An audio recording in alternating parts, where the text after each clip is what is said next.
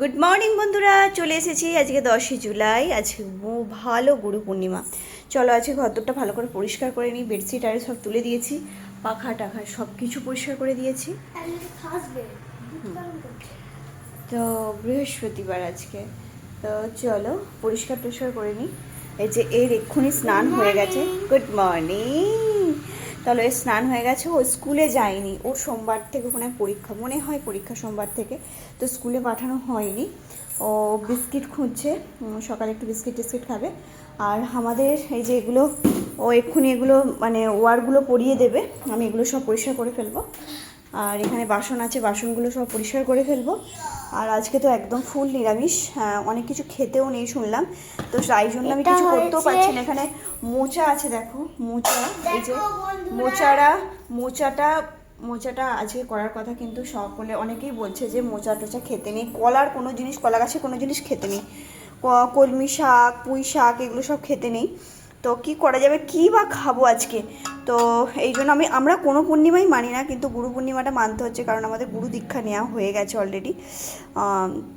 তো এখানে নেওয়া করা হচ্ছে তোমার উচ্ছে সেদ্ধ, এই ঢেঁড়স সেদ্ধ, আর এটা হচ্ছে তোমার হচ্ছে ঝিঙে দিয়ে আলু দিয়ে পোস্ত। এই যে ঝিঙে দিয়ে আলু দিয়ে পোস্ত। আর এটা হচ্ছে মানে ডাল হয়েছে তোমার পেঁপে দিয়ে, আর ডাঁটা দিয়ে ডাল হয়েছে। আর চলো ভাত হয়ে গেলেই হয়ে যাবে। তো এগুলো ব্যাপার। আর ও আমাকে এক্ষুনি একটু বিস্কিট খাইয়ে দেবে, কারণ আমার এক্ষুনি প্রবলেম হয়ে যাবে শরীরে, না হলে 10টা অলরেডি বেজে গেছে। তোমাদের দাদাভাই এক্ষুনি ফুল আনতে চলে গেছে, আমি বললাম ফুলটা নিয়ে এসো, পুজো টুজো করতে হবে। তো পুজো করেও এই ভিডিওর সাথে আমি অ্যাড করে দেবো পুজো করার ভিডিওটা। তো চলো, এই যে ঘর তো আগোছালো হয়ে আছে, পরিষ্কার টরিষ্কার করে নিই। আর ওইদিকে তোমার হচ্ছে এই যে দেখো, আমরা তো একতলায় থাকি, তো দেখো আমাদের ওয়ার্ডরোবটা এতটাই শাইনিং ছিল, নিশ্চয়ই তোমরা দেখেছো, চকচকে ছিল, আয়নার মতন ঝোঁকতো, কে যাচ্ছে আসছে দেখা যেত।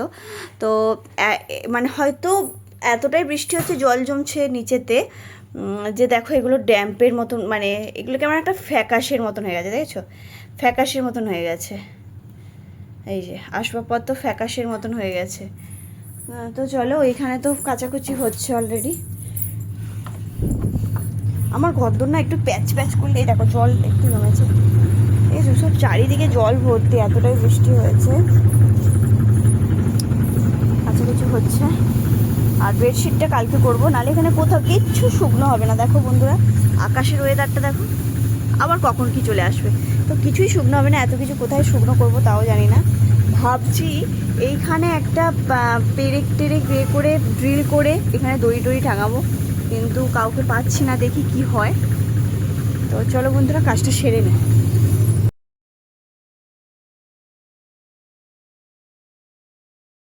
তো বন্ধুরা দেখো, সব কিছুই কাজকর্ম এটা কমপ্লিট আমার হয়ে গেছে। তো চলো এবার বেডরুমটা দেখিয়ে দিই। তো বেডরুমে এটা দেখো, একদম ঝাঁ চকচকে করে পরিষ্কার করে দিয়েছি। আর একটু প্যাচ প্যাচে জিনিসটা আমার ঠিক পছন্দ নয়, বর্ষাকাল তো দেখবে ফার্স্ট ফ্লোরে ঘর হলে না, ও একটু হয় স্যাঁত স্যাঁত করে, যেটা আগে মানে একটু আগেই বলা হয়েছিল। তো দেখো এত সুন্দর, আমার না একটু সাজানো না হলে খুব ভালো লাগে না। তো দেখো এইটা দেখতে পাচ্ছ, আমার মানে পরিষ্কারটা আমার এই জন্যই আমার করা বেডটা, এটা আমার শখের বেড। অনেক শখের নারী শখের পুরুষ হয়, এটা আমার শখের বেড।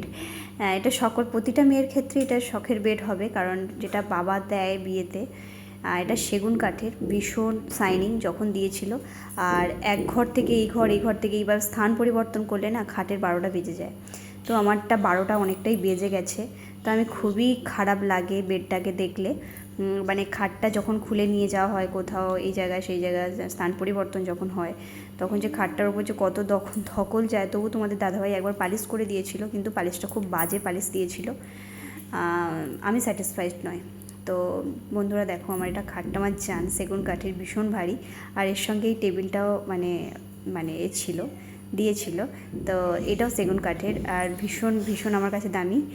যাই হোক, এবারে দেখো এই যে আমার এই ছবি, এটা আগের অনেক ব্লগেও এটা দেখিয়েছি। তো যে কোনো সবের ক্ষেত্রে এগুলো সব স্মৃতি, আমি অনেক কিছুই ফটো আমি অ্যালবামে রেখে দিয়েছি।